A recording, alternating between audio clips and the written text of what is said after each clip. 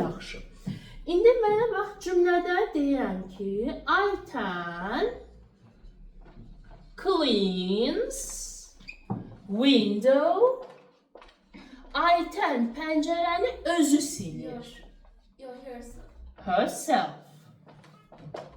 Ayten əgər cümlədə mübtəda şəxs əvəzliyi ilə ifadə olunmazsa, adla əvəz olunarsa, biz onu əvəzləyirik she ilə. She-də komplekt nə idi? Herself idi. Ayten cleans window herself. Yəni she cleans window herself. Bu cümlədə mübtədadır.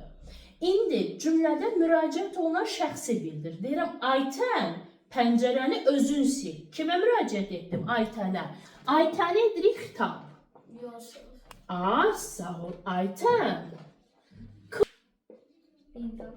Window. Sağ ol. Ayten bir nəfər olduğuna görə bir dənə xitabla olur yourself. Bu xitab.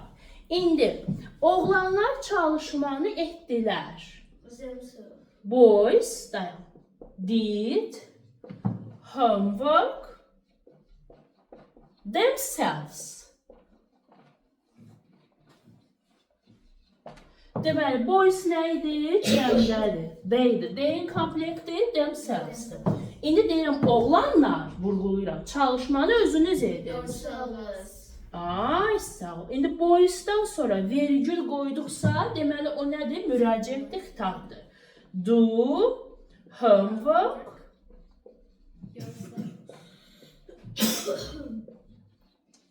yourselves. Deməli, cümlədə müraciət olunan şəxsi bildiriksə xitab var. Xitab mübtədadan nə ilə fərqlənir? Vergüldə.